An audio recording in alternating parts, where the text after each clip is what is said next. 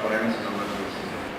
Padre, en esta mañana te damos gracias por habernos traído, gracias por habernos bendecido, gracias, oh Dios, porque tenemos la oportunidad de venir por la gracia tuya. No nos ha afectado las circunstancias que el mundo alrededor está sufriendo. Gracias te damos porque nos das esa oportunidad de estar acá y te bendecimos, porque si no fuera por tu misericordia y tu gran compasión, nosotros no estuviéramos en este lugar. Mas gracias a ti, Señor, estamos y te bendecimos por tu misericordia, Señor. Bendícenos en esta mañana y guíanos con el estudio de tu palabra para que seas tú glorificado, para que tú recibas siempre gloria y honra en Cristo Jesús. Amén. Vamos a tener nuestras Biblias ahí en segunda de Pedro, donde tuvimos la lectura. Perdón, primera de Pedro.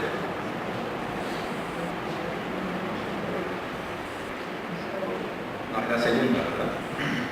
Segunda de Pedro, capítulo 2. Hemos estado hablando sobre lo que es la importancia de la autoridad, si la escritura o la experiencia. Y aunque no es una predicación, lo que estoy dando es más que todo un estudio y una enseñanza acerca de esto. Una de las cosas que tenemos que ver es la importancia de que tengamos una clara definición de lo que es la autoridad final. Cuando nosotros hablamos de los falsos profetas, casi siempre pensamos en las personas que actualmente nos engañan, o que actualmente nos conducen al error, o que actualmente confunden a la humanidad. Y regularmente pensamos muy específicamente en un grupo de personas que hacen estas cosas. Sin embargo, hermanos, la mentira nunca ha sido tan grave y tan intensa como en los años 1500. Y la herejía y la falsa doctrina que empezó a imperar en esa época fue tan grande que actualmente muchas personas y muchas iglesias y muchos grupos cristianos manejan una doctrina equivocada. Aquí en segunda de Pedro vimos en el capítulo 1, versículo 19, que hay una autoridad más segura, y esa autoridad más segura es la Biblia. La Biblia es la autoridad más segura, es más segura que la voz audible de Dios, es más segura que una visión y es más segura que una experiencia espiritual de cualquier persona. Y esto es bien claro, porque cuando Pedro habla de eso, está hablando de la experiencia que él tuvo en el monte de la transfiguración, cuando él pudo ver a Jesús con Moisés y al otro profeta, y él pudo verlos hablando, y después escuchó la voz del cielo, que era la voz del Padre hablando, y aún así él dice, tenemos una palabra profética más segura que todo eso. Era una experiencia que él vivió, pero era más segura la palabra de Dios que estaba escrita. Aquí en segunda de Pedro dice que hubo también falsos profetas, capítulo 2, versículo 1, entre el pueblo. Pero él dice algo interesante, como habrá entre vosotros falsos maestros, que introducirán encubiertamente herejías de perdición y negarán al Señor que lo rescató, atrayendo sobre sí mismos perdición repentina. Cuando leemos la historia de la iglesia y cuando leemos todo lo que ha venido sucediendo a lo largo de la historia de la iglesia, del periodo eclesiástico que popularmente se llama de esa manera, todo ese periodo eclesiástico desde que Jesús funda la iglesia hasta que Él venga, va a tener falsos maestros. Y es muy interesante que hace mucho tiempo surgió un movimiento que ha sido muy bien aceptado. Sin embargo, no ha enseñado correctamente lo que Dios dice. Nosotros creemos y hemos enseñado que la Biblia es la verdad. Y creemos que la Biblia es la verdad.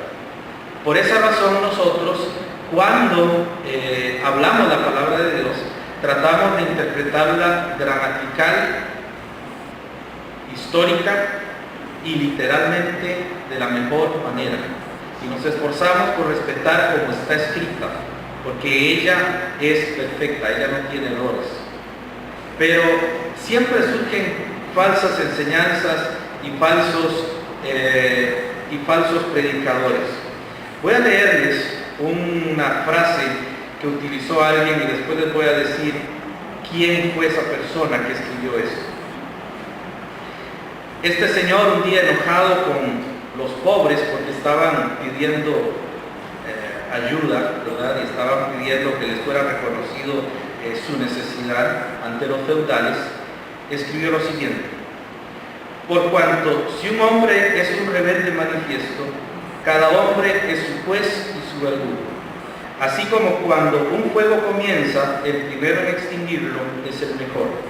Por tanto, todos los que pueden deben golpear, asesinar y apuñalar, secreta o abiertamente, recordando que nada puede ser más pernicioso, dañino o diabólico que un rebelde.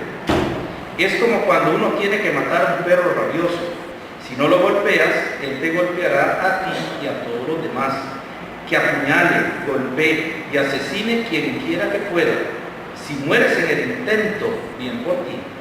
Nunca podrás tener muerte más bendita que esta, ya que mueres en obediencia a la palabra divina y al mandamiento en Romanos 13, sirviendo en amor a tu prójimo, a quien estás rescatando de las garras del infierno y del diablo. Un rebelde, dice él, no es digno de ser respondido con argumentos, pues él no los acepta. La respuesta a tales labios deberá ser el puño que saca la sangre de tal nariz. Los campesinos no escucharán. Ellos no permitirán que nadie les diga nada. Sus oídos deben ser abiertos con golpes hasta que sus cabezas se desprendan de sus hombros. Con los campesinos obstinados, insensibles y ciegos, que nadie tenga misericordia, sino que todos los que puedan los golpeen, apuñalen y maten como si estuvieran entre perros rabiosos, para que puedan mantenerse la paz y la seguridad. Y no cabe duda que estas son obras preciosas de misericordia, amor y bondad, ya que en la tierra no hay nada peor que el disturbio, la inseguridad, la opresión, la violencia y la injusticia. Este hombre, cuando dijo esto, ¿verdad que suena muy terrible lo que acabamos de leer? Mandar y motivar a la gente a morir. Por esa carta murieron 100,000 campesinos, de ellos la mayoría empalados. Fue la matanza más despiadada de ese siglo, de los años 1400 a 1500.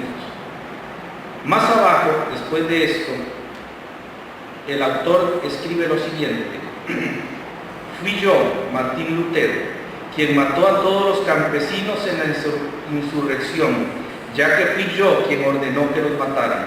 Toda su sangre está sobre mis hombros, pero yo la eché sobre nuestro Señor Dios, quien me mandó a hablar de esta manera. Y casi siempre cuando viene la fecha de la Reforma Protestante, ponen a Martín Lutero en un pedestal. Y toda la gente lo sube y lo pone. Pero ¿qué es lo que dice la historia? ¿Y qué es lo que ha dicho la historia sobre lo que él pensaba? Lo que él decía y lo que él hacía. Es lamentable que Martín Lutero y Juan Calvino reaccionaran con esa violencia contra un grupo de personas a quienes ellos apodaron anabaptistas. Y ese grupo comenzó a sufrir porque eran pacifistas, aunque había anabaptistas que eran guerreros y eran peleoneros y algunos falsos creyentes. Habían muchos que sí amaban al Señor y servían predicando el Evangelio.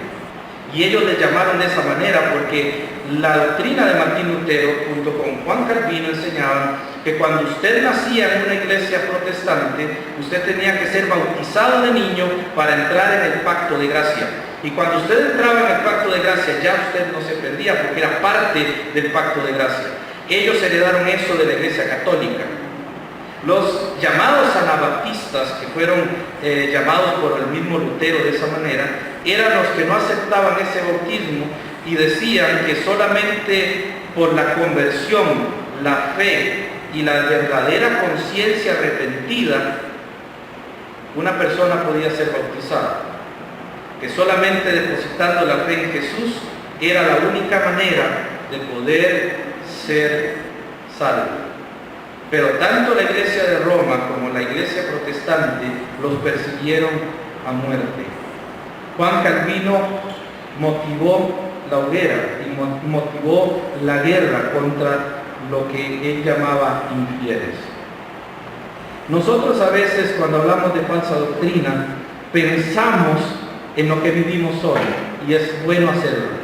Pero durante toda la historia del cristianismo han habido personas que, como Lutero, dicen que es bueno matar a alguien, que es bueno hacerle daño a alguien, que es bueno arrancarle la cabeza a alguien a golpes. Y él lo hizo, y frente a su propia casa empaló a 42 campesinos y los dejó hasta que las aves se comieran sus cuerpos. Un hombre con ese corazón no puede mostrar el amor de Cristo Jesús. Y mucha gente no sabe esa parte de la historia y no sabe lo que ellos hicieron. De hecho, al final podemos ver que faltando unos pocos años para que él muriera, él escribió una carta pidiendo perdón por todas las cosas que hizo y dijo, y en especial por la doctrina gnóstica de la predestinación absoluta. Por esta razón, nosotros tenemos que saber que desde el principio han habido falsos profetas y han habido falsos maestros. Y ha sido una de las cosas que hemos podido evitar y que no podemos evitar. Es parte de la historia de nuestra sociedad, de nuestra cristiandad. Por eso es que tenemos que pensar hacia dónde vamos y quién es nuestra autoridad. Nuestra autoridad no es una confesión de fe. Nuestra autoridad no es ninguna confesión europea, ni tampoco es ninguna confesión americana, ni tampoco es una confesión latinoamericana. Nuestra fe tiene solamente un nombre al inicio y todos la manejamos todos los días y se llama la Biblia. Esa es nuestra confesión de fe. Y nosotros tenemos que apegarnos a lo que dice el libro de Dios para poder seguir adelante. Por eso que cuando hablamos de autoridad, ¿quién es nuestra autoridad? Cada vez que oímos a ciertos predicadores que toman el púlpito y comienzan a predicar, comienzan a hablar de lo que dicen los santos y de lo que decía la iglesia, los padres de la iglesia, para poder interpretar la Biblia. Eso todavía algunos protestantes creen en eso. Con el pasar del tiempo surgió un grupo que se llamaban evangélicos. Y los evangélicos eran diferentes a los protestantes y nunca les gustaba que los confundieran entre protestantes y evangélicos. Sin embargo, la influencia protestante llegó a confundir y ahora todo el mundo se dice evangélico, ¿verdad? Ahora toda la gente le llaman evangélico. Mientras no sea católico es evangélico. Y el nombre lo han mancillado, porque ciertamente el término evangélico significa que sigue el evangelio. Y seguir el evangelio es seguir lo que Cristo Jesús dice en su palabra. Y estos grupos comenzaron a surgir y a salir por el camino, por todos los lugares, y hubieron grandes hombres de Dios que Dios utilizó para esto, y Dios los utilizó para preservar la verdad. Y gracias a Dios y gracias a la historia de estos hombres, nos hemos dado cuenta que la iglesia de Cristo, las puertas del infierno no han podido contra ella. Han podido permanecer desde que Cristo la fundó hasta nuestros días. Siempre ha habido testimonio de Dios y de su palabra. Una de las cosas que es muy interesante, este libro que tengo por acá se llama Los Anabautistas, ni católicos ni protestantes, y es una de las cosas donde se habla de los diferentes grupos que surgieron, y entre todos ellos se mencionan algunos grupos importantes en cuanto a la preservación de la doctrina, por lo menos de la parte básica. Uno muy conocido, que en Latinoamérica fue uno de los más fuertes, fue los Hermanos Libres. En Honduras y Guatemala, y muchos de ellos se llaman salas evangélicas. Son grupos muy grandes de cristianos que creen en el bautismo por inmersión, que creen en la salvación solamente por la fe. Y eso es un grupo que nació de una división de un antiguo anabaptista, que es el fundador de los menonitas, ¿verdad? Y es interesante que este señor que empezó con esto, también fundó otros grupos. Y entre los grupos, los Hermanos Libres, por ejemplo, en lo que es Honduras, Guatemala, en Costa Rica no es muy fuerte el movimiento, pero ellos han preservado eso. Hay otros grupos que también han ido surgiendo. Recordemos que los bautistas surgieron también de un grupo anabaptista y ellos formaron una fe. No significa que todos los hermanos libres, y no significa que todos los bautistas, y no significa que todos los que son conservadores fundamentales estén en la verdad, porque el nombre no me asegura que están en la verdad. Lo que nos asegura que están en la verdad es lo que está en la palabra de Dios, y ella es la que nos dirige y la que nos sostiene. Pero es muy interesante que en toda la historia, y hay aquí una parte que quiero mencionarles acerca de la historia, hay un autor muy famoso a nivel de los reformados, que es de apellido Hoffman. Él escribe una parte de la historia de lo que es la reforma protestante, y él escribe lo siguiente: las raíces de los reformistas o de los reformados están fundamentalmente puestas en una interpretación extrema de San Pablo, mientras que los bautistas prefieren una enseñanza basada primero a Jesús y luego a San Pablo, con sus imperativos éticos y sus esperanzas escatológicas, esperando que Jesús va a venir.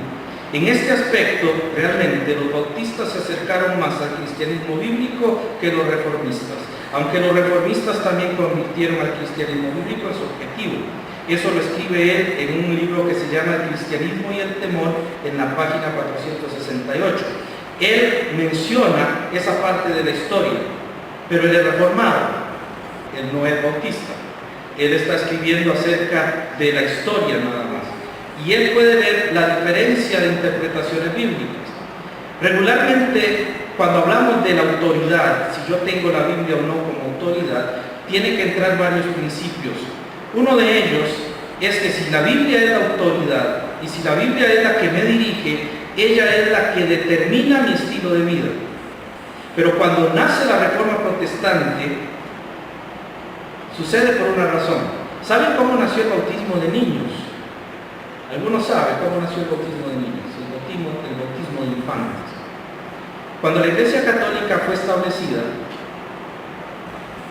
por Carlos Magno, creo que fue Alejandro, no recuerdo, uno de ellos, que la hizo la Iglesia Oficial del Estado, él tenía un problema, porque todos los que tenían riquezas heredaban a sus hijos todas sus riquezas, pero él necesitaba más poder. Según la historia, él políticamente se le ocurrió algo con todo su grupo, y fue decir que todos los niños bautizados en la Iglesia Católica iban a tener asegurado el cielo, porque el bautismo era regenerativo. Pero al hacer eso, los hijos de los hacendados tenían que poner a nombre de la Iglesia todos sus bienes. Así nació la Iglesia Católica, y así nació el sistema de bautismo infantil, que no es bíblico, no aparece en la Biblia. El bautismo infantil no es bíblico. La Biblia dice que para que usted pueda ser bautizado en agua, tiene que haber creído en Jesucristo como Señor y Salvador. No hay manera que usted pueda bautizarse de otra manera y que sea válido. Necesita creer en Jesucristo. Un niño, un infante, una persona que no puede tomar una decisión como esa, no puede ser bautizado. No hay un pacto de gracia que lo involucre, en la Biblia no aparece. Pero fue una forma muy interesante para poder ir adquiriendo todos los bienes. De allí la Iglesia Católica, recuerde que la parte católica en aquella época es el sinónimo nuestro de universal. Y la Iglesia Católica quería tener todo el poder, por una razón. Hay algo interesante que dice un historiador de la Iglesia Católica, y es que él mismo acepta esto acerca de la Iglesia Católica, y es que ellos decían que si no bautizaban a los niños, el concepto de la Iglesia Universal no tiene sentido, porque si los únicos que son salvos son los que creen en Cristo y se pueden bautizar, el grupo sería muy pequeño. el grupo no sería grande porque no todo el mundo cree en Cristo. Entonces la iglesia no iba a tener fuerza, hubiera fracasado todo el movimiento católico. Y él mismo acepta que la iglesia necesitaba el concepto de iglesia universal para poder ampliarse y crecer y poder tener el dominio. Y entonces inventaron ese concepto. En la Biblia se dice que solo el que cree en Cristo y es bautizado es miembro de una iglesia. Y usted sabe que usted está en esta iglesia, usted sabe que es de la iglesia de vida eterna, pero usted no puede ir a otra iglesia a hacer otra cosa porque usted no es miembro de esa iglesia. La única manera que usted sea miembro de acá es solicitando el traslado de membresía, que haya tenido un bautismo adecuado y que usted haya podido ser parte de la fe en Cristo Jesús, ¿verdad? Porque no aceptamos el bautismo católico, porque si no, entonces nadie se bautizaría. Pero la razón es que nosotros, o la iglesia, cristiana, nunca creyó en una iglesia universal, pero el catolicismo sí lo necesitaba. Ahora, cuando hablamos de la autoridad, entramos entonces en el concepto de qué es lo que me está rigiendo a mí, si es simplemente lo que me han enseñado o es lo que Dios dice en su palabra. Actualmente tenemos un problema con esto de la iglesia, porque la autoridad, si se fundamenta en la experiencia de la iglesia, nosotros tenemos un serio problema. ¿Cómo puede usted determinar que una iglesia tan grande como Oasis de Esperanza o la iglesia vecina de por acá, cómo puede usted determinar si es o no creyente? Si hablamos de iglesia universal. Los conceptos que la Biblia utiliza de la iglesia son muy específicos. Y la iglesia tiene principios. La iglesia tiene que ser de un mismo sentido para que pueda caminar e ir en la verdadera enseñanza de las Escrituras. Debe creer que las Escrituras son absolutas. Pero en estos grupos donde esto no pasa, ¿cómo hacemos nosotros para decir que no son verdaderamente creyentes? Pues nos vamos a la palabra de Dios y nos damos cuenta que no son iglesias de Dios. Ahora, quiero que ustedes sepan algo y quiero que puedan entender un principio en cuanto a lo que es la autoridad. Cuando nosotros hablamos de dos grupos muy grandes, por cierto, bastante fuertes, pentecostales y carismáticos, pentecostales es el lado evangélico y carismáticos es el lado católico. Aunque en Estados Unidos Carlos Parán fue catalogado como carismático, pero de ahí surgieron esos dos movimientos, pentecostales y carismáticos, pentecostales por Pentecostés y carismáticos por los carismas, por los dones del Espíritu. Pero es el mismo principio, es lo mismo. Y realmente el primer movimiento que hablaban en lenguas y que hacían estas ciertas cosas empezó en la iglesia católica con los carismáticos. Pero la autoridad bíblica comenzó a ser dejada de lado. Ahora hablamos y hemos llegado a un punto en el que se habla de profetas, de apóstoles. ¿Ha oído usted oír que sale el apóstol tal, el profeta tal? Ahora ser pastor ya les da vergüenza, es un grado muy inferior para ellos. En la Biblia no hay grados, en la Biblia solo hay dones de ministerio y de servicio. Todos somos iguales en Cristo Jesús, solo que Dios nos ha puesto diferentes funciones y diferentes dones. Pero para ellos ya hay clases, y hablamos de apóstoles y profetas. Y cuando vemos lo que ellos enseñan, llegamos al punto de preguntar, ¿eso está bien o está mal? Bíblicamente eso es una herejía y eso es una doctrina de demonios.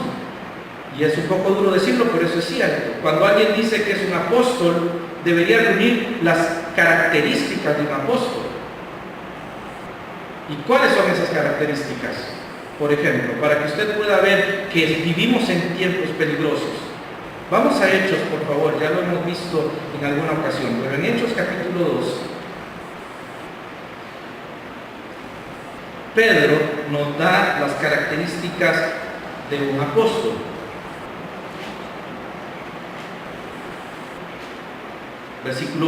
Capítulo 1, versículo 21.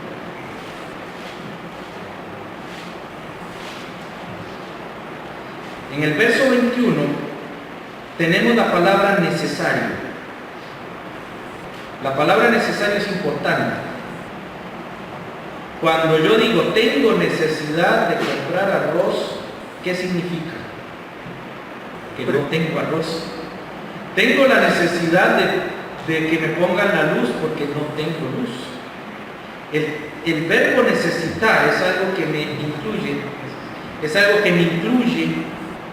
algo de lo cual carezco. Entonces él dice, es necesario pues que de estos hombres que han estado primero juntos con nosotros de todo el tiempo que el Señor Jesús entraba y salía, porque quienes designan los apóstoles según Efesios capítulo 4 es Jesús, que salía entre nosotros en el ministerio de Jesús. Versículo 22, comenzando desde el bautismo de Juan hasta el día en que de nosotros fue recibido arriba. Comenzando desde el bautismo de Juan hasta el día en que de entre nosotros fue recibido arriba. Entonces, vean las características de un apóstol. Y alguien que diga que es apóstol ahora, solamente le calza lo que dice 2 de Corintios. Quiero que vayamos a 2 de Corintios.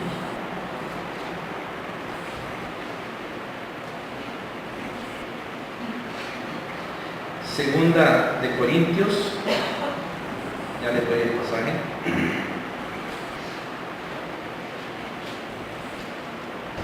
Capítulo 11,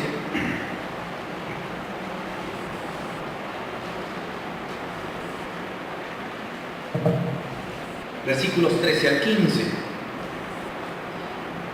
Dice, porque estos son falsos apóstoles, obreros fraudulentos, que se disfrazan como apóstoles de Cristo. Y no es maravilla, porque el mismo Satanás se disfraza como ángel de luz. Así que no es extraño si también sus ministros se disfrazan como ministros de justicia, cuyo fin será conforme a sus obras. La Biblia no enseña ni nunca dice que el ministerio apostólico era continuo. Porque si la iglesia está fundada sobre los apóstoles y profetas, según Efesios capítulo 2, versículo 20, significa que si ahorita hay un apóstol, él es fundamento de la iglesia. Y eso sería una falsa doctrina. Porque nosotros tenemos a los apóstoles y profetas en la palabra de Dios, y ellos son los que nos guían.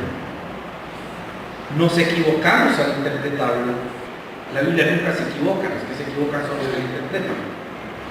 Pero es el fundamento de la iglesia, y mientras permanezcamos en ella, los errores serán mínimos y nuestras equivocaciones serán mínimas. La autoridad de la Escritura incluye que sepamos que es inspirada por Dios por completo, absoluta. Por eso es que las Biblias que cortan partes del texto sagrado, no importa el argumento que haya detrás, regularmente ha sido por no salvos, por no creyentes, por no nacidos de nuevo. Los grandes eruditos de las sociedades bíblicas regularmente no son nacidos de nuevo, son católicos o son liberales o son unitarios, regularmente. Pero la Biblia nos enseña que su palabra es eterna y que es la palabra profética más segura. Pero se van a levantar falsos profetas y falsos maestros. Por ejemplo, me llama la atención que algunos de estos grupos, cuando se habla del bautismo en agua, son muy enfáticos en aplicar literalmente el texto sagrado. En la Biblia solo hay un bautismo en agua que el Señor enseñó. Hay 3 términos para usar el agua con una persona en griego, pero solamente uno de ellos se utiliza para el bautismo, para lo que es lo que nosotros hacemos cuando creemos en Cristo. Y estas iglesias utilizan mucho eso como un énfasis para decir que tienen que rebautizar a las personas que vienen de otras iglesias. Eso se llama anabautismo, rebautizar. Ahora, una de las cosas es que la palabra bautismo, usted nunca la va a encontrar en la Biblia, en ningún grado, de otra forma que no sea sumergido. La única forma de bautizar a una persona es sumergiendo. No hay otra manera. Pero la Reforma protestante todavía preservó el costumbre o el ritual católico de no sumergir. Y les voy a mencionar por qué no lo hizo. Cuando se estaba traduciendo las Sagradas Escrituras, Casiodoro de Reina, cuando él estaba haciendo la traducción, tuvo un problema con esa palabra. Y en uno de sus escritos, él puso, y él dijo, no voy a traducir como sumergir, porque su majestad no se va a sumergir. Tampoco lo traduciré de otra manera, porque no es el concepto original del griego.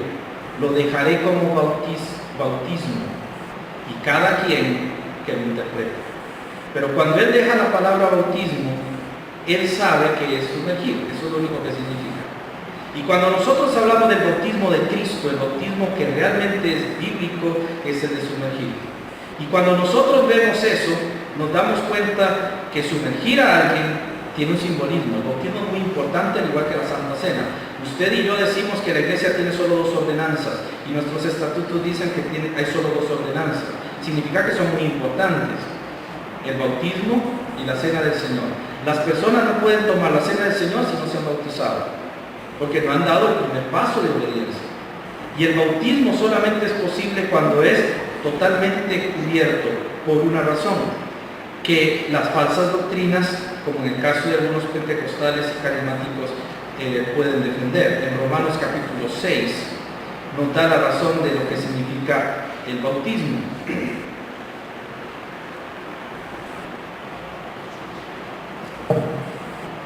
Vamos a Romanos capítulo 6, versículos del 1 en adelante, y dice el apóstol San Pablo: ¿qué pues diremos? ¿Perseveraremos en el pecado para que la gracia abunde? En ninguna manera, porque los que hemos muerto al pecado, ¿cómo viviremos aún? ¿O no sabéis que todos los que hemos sido bautizados, recuerden la palabra bautismo, sumergidos, todos los que hemos sido sumergidos en Cristo Jesús, hemos sido sumergidos en su muerte? Porque somos sepultados juntamente con Él para muerte por el bautismo. Cuando alguien se muere, no le enterramos solo la cabeza, lo enterramos completo. Cuando alguien fallece, se sumerge en la tumba.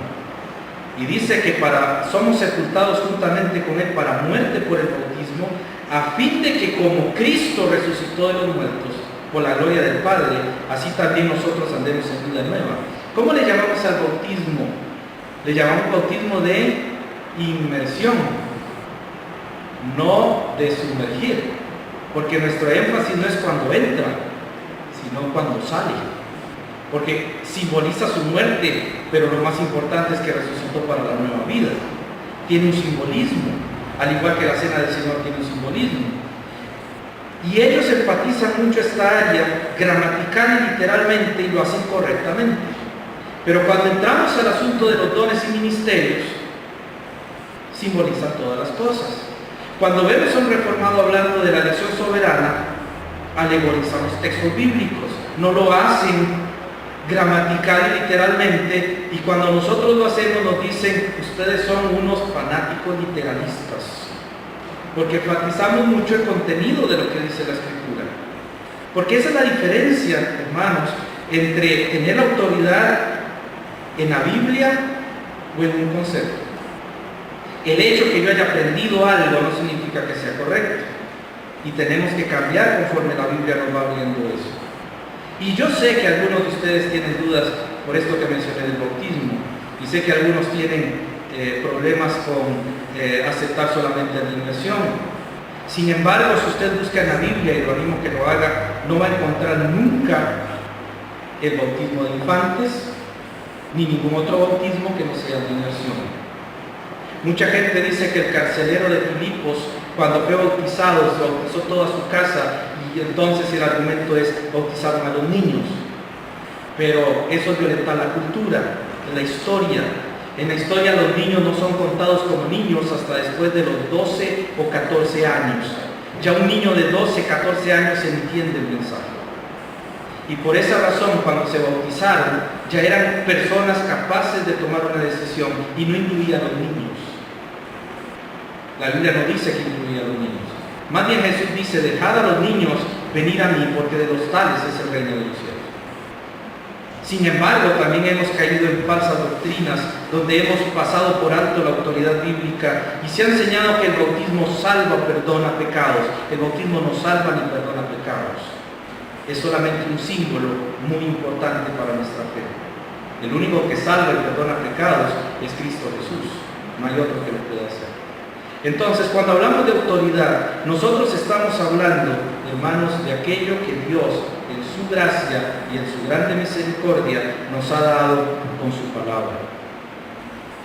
La autoridad en los días finales de la iglesia, del periodo de la iglesia, vamos a ver muchas cosas que van a ir sucediendo. La autoridad final va a comenzar a decaer. Eso comenzó, y podemos casi que estar seguros, con el movimiento protestante. El movimiento protestante nunca quiso salir de la Iglesia Católica. Todavía Juan Calvino, en su maravilloso libro Institución de la Religión Cristiana, es un libro muy grueso, que en teología tenemos que leerlo para entender qué es lo que él piensa.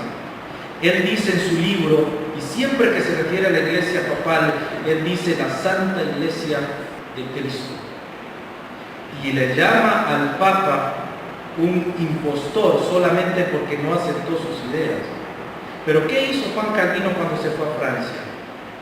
Instituyó un sistema igual, una iglesia universal, y quien no era miembro de la Iglesia Universal Protestante era perseguido y era asesinado. Era quemado en hoguera. A Miguel Servet lo quemaron, lo mataron. Y Juan Calvino estuvo de acuerdo con eso. Y aunque era un hereje, y aunque no creía en Cristo, los cristianos no matamos gente. En la Biblia no está que tengamos esa autoridad. La autoridad final en los días de la iglesia va a empezar en decadencia. En Hechos capítulo 2, versículos 16 al 21, usted encuentra la profecía de Joel capítulo 2, del 28 al 32. Y esto habla de un avivamiento al final de los días, en los postreros días. ¿Saben cuándo empezaron los postreros días? Cuando terminó la ley y empezó la gracia. En esa dispensación comenzaron los postreros días. Usted y yo vivimos en los postreros días. Lo que no sabemos es cuándo van a terminar. Pero cuando vemos esta profecía, encontramos cómo la autoridad de la Biblia ha sido mancillada.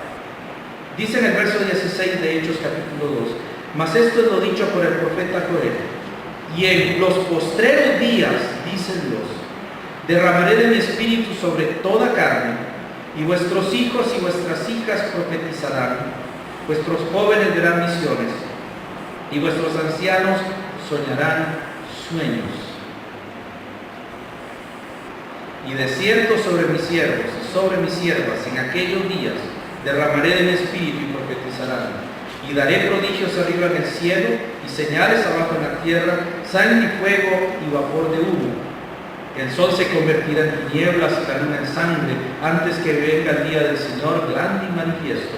Y todo aquel que invocar el nombre del Señor será salvo. Él está citando Joel capítulo 2, versículos 28 a 32.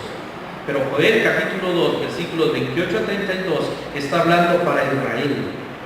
Y cuando Pedro lo toma, él está interpretando eso como el hecho y el evento, no de los sueños y las visiones. Ese no es el énfasis, aunque se dio en Pentecostés cuando el Espíritu Santo vino sobre la iglesia. No hubo, o no era la idea de Pedro, de enfatizar eso. La idea de Pedro gramaticalmente es enfatizar que los postreros días habían comenzado y que los judíos tenían que haberse dado cuenta que los días postreros habían empezado. Y que ese era el tiempo en que la gran esperanza judía de que Dios estuviera entre nosotros se había hecho realidad. Estos postreros días son los mismos aquellos días de Joel 3:21.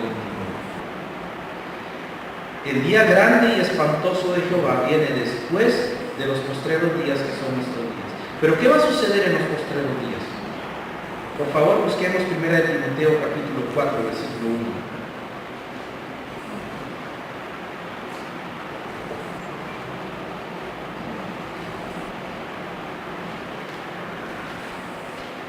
Pero el Espíritu dice claramente que en los postreros tiempos algunos apostatarán de la fe, escuchando espíritus engañadores y doctrinas de demonios. Ahora, abandonar la fe significa que conocían la fe, significa que conocían las doctrinas y significa que conocían los principios que estaban en la palabra de Dios.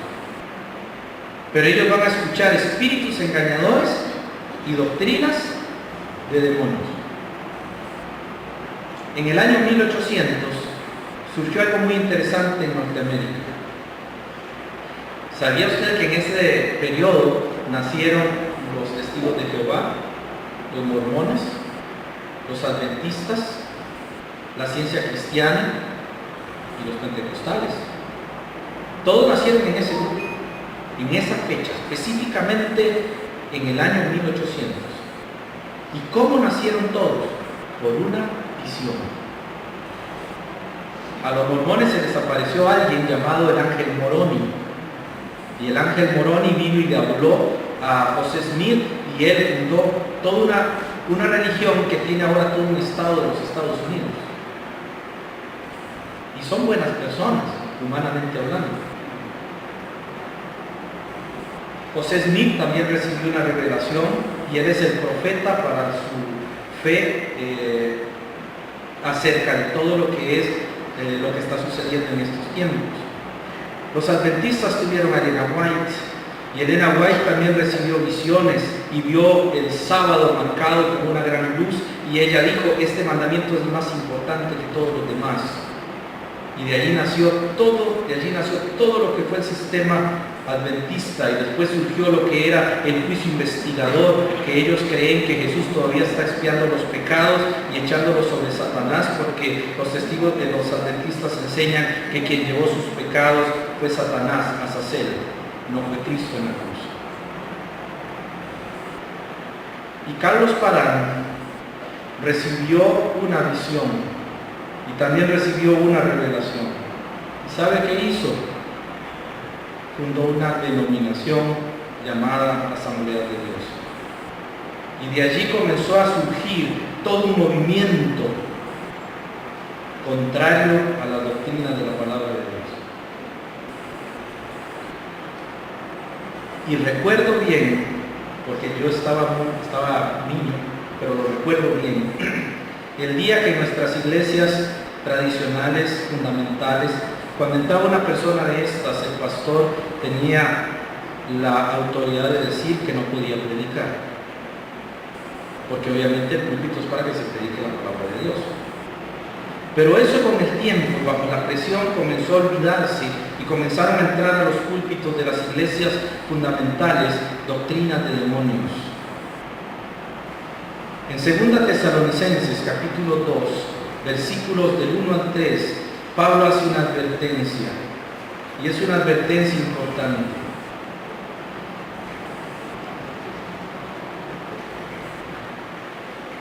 Dice Pablo: pero con respecto a la venida de nuestro Señor Jesucristo y a nuestra reunión con Él, os rogamos, hermanos, que no os dejéis mover fácilmente de vuestro modo de pensar, ni os conturbéis ni por espíritu, ni por palabra, ni por carta como si fuera nuestra, en el sentido de que el día del Señor está cerca. Nadie os engañe en ninguna manera, porque no vendrá sin que antes venga la apostasía y se manifieste el hombre de pecado, el hijo de perdición. Y todo lo que está sucediendo en nuestra sociedad ahora, las catástrofes, los falsos profetas, y ahora este sistema de chips que están poniendo en las manos en algunos países, están diciendo que ya el anticristo está en algún lado, pero el anticristo no puede estar en ningún lado, porque es hasta que la iglesia sea arrebatada, sea llevada a los cielos.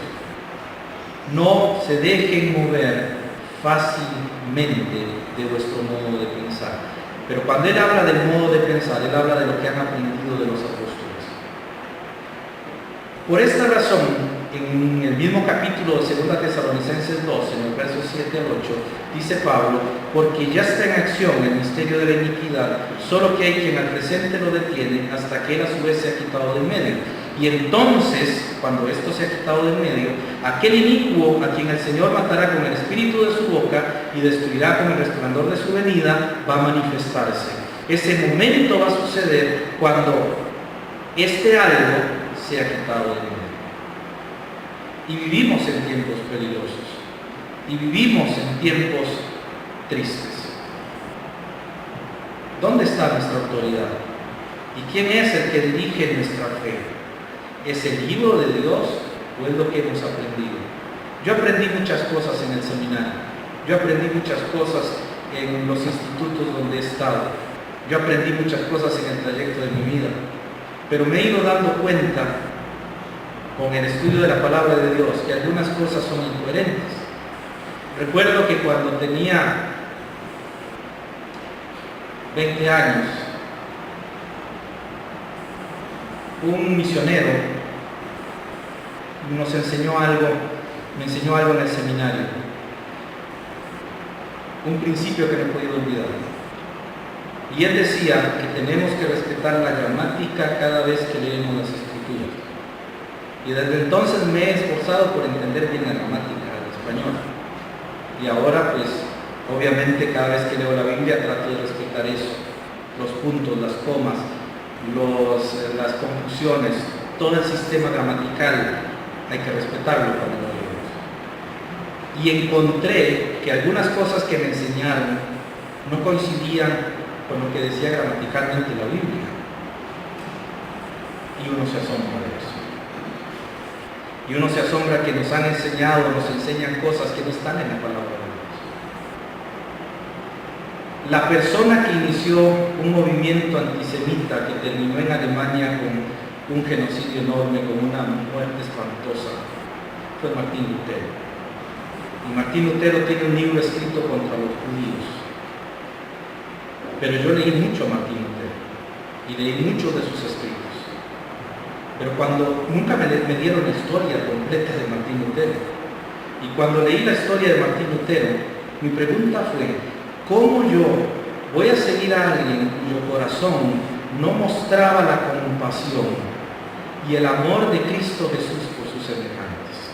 ¿Cómo yo voy a escuchar ciegamente a alguien que no amó a sus semejantes? ¿Cómo yo voy a seguir a alguien que dice que ama a Cristo pero no hace lo que Cristo hizo?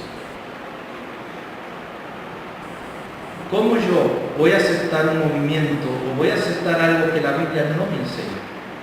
Y por eso es que cuando entramos al estudio de la palabra, nos asombramos de que muchas cosas que oímos y que aprendemos están incorrectas.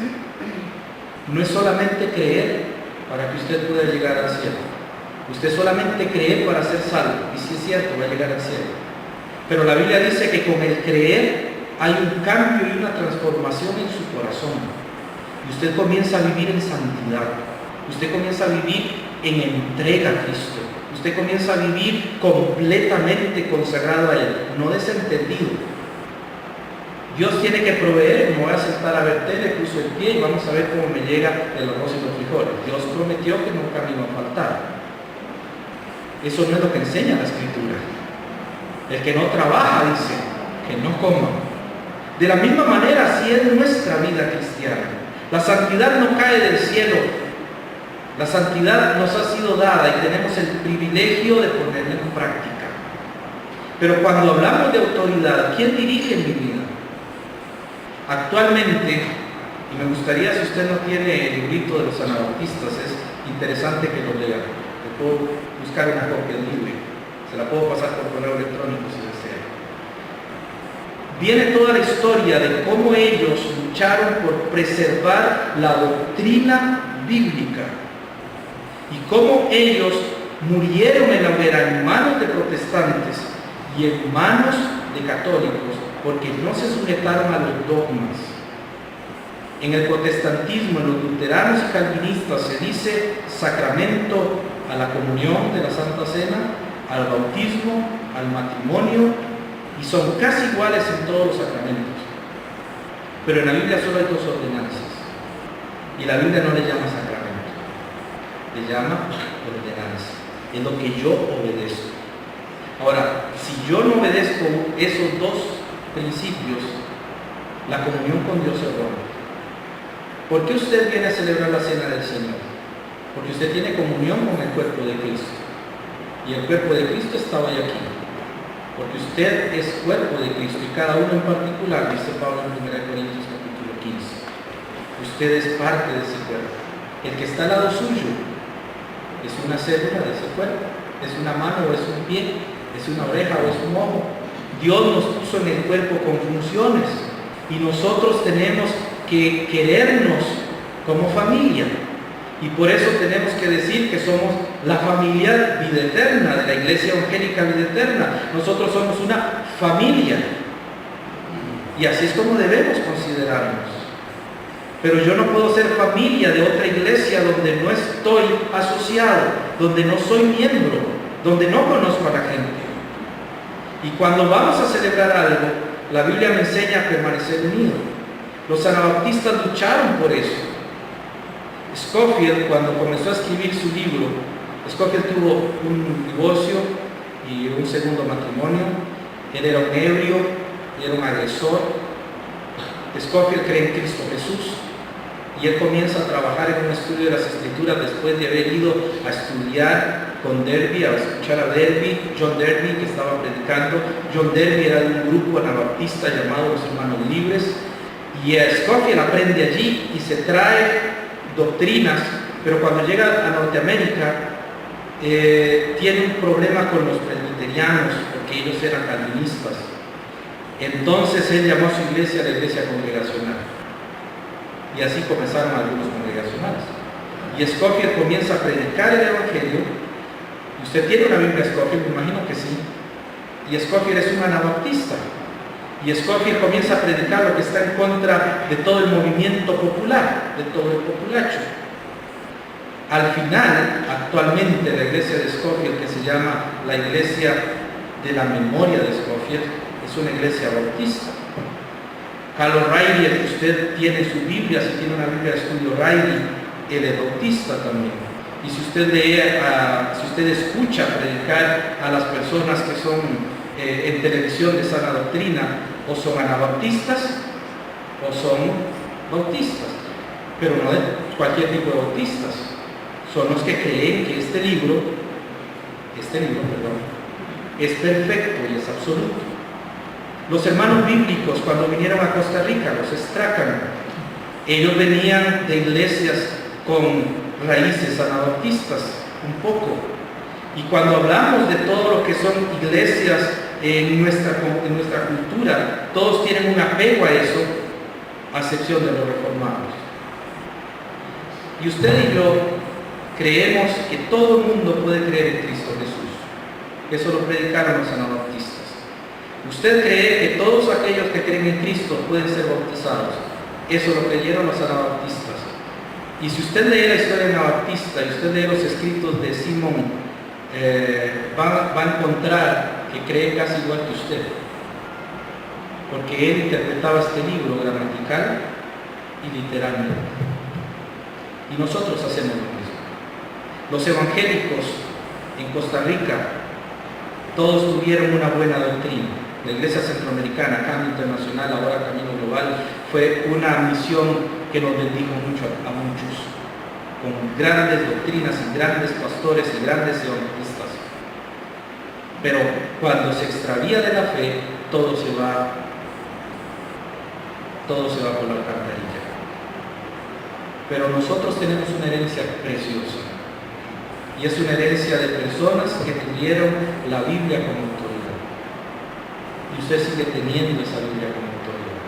Y no es por el nombre, hermanos, porque el nombre realmente no es importante.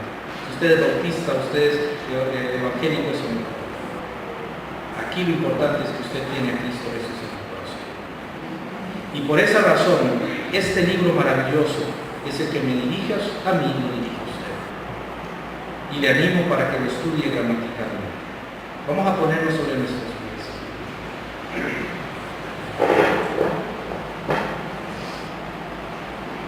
Y vamos a orar.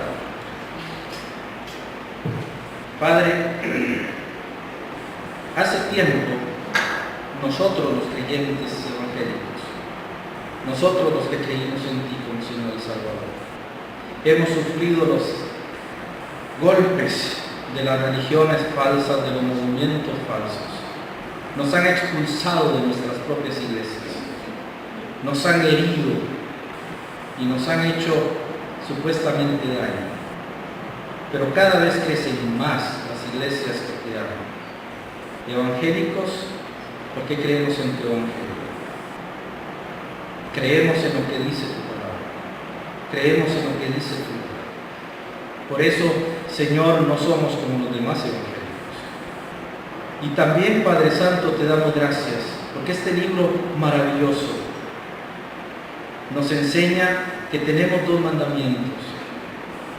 Y en eso, históricamente, cualquier protestante nos llamará no bautistas. Pero sabemos que tu palabra enseña que solo los que creen en ti pueden ser bautizados. Y lo creemos.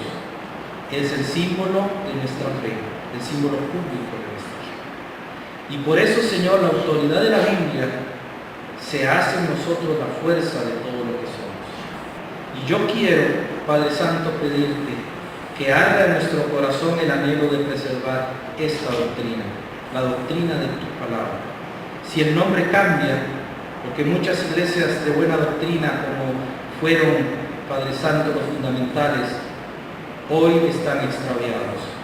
Muchas iglesias bautistas están extraviando, grandes iglesias, al punto que está confundiendo a la gente, ya no hay una definición por nombre. Pero muchos hermanos han mantenido la fe y mantienen la doctrina y se esfuerzan en la fe. Por eso, Señor, hemos surgido defendiendo la doctrina de la palabra, nuestra autoridad, nuestra única autoridad. Y no importa el nombre, lo que importa es tu palabra. Y allá nos darán el nombre que quieran darnos. Porque tú eres quien nos guías, tú eres quien nos guardas y tú eres quien nos da la fuerza de nuestra vida. Te bendecimos y te glorificamos en Cristo Jesús. Amén. Pueden sentarse.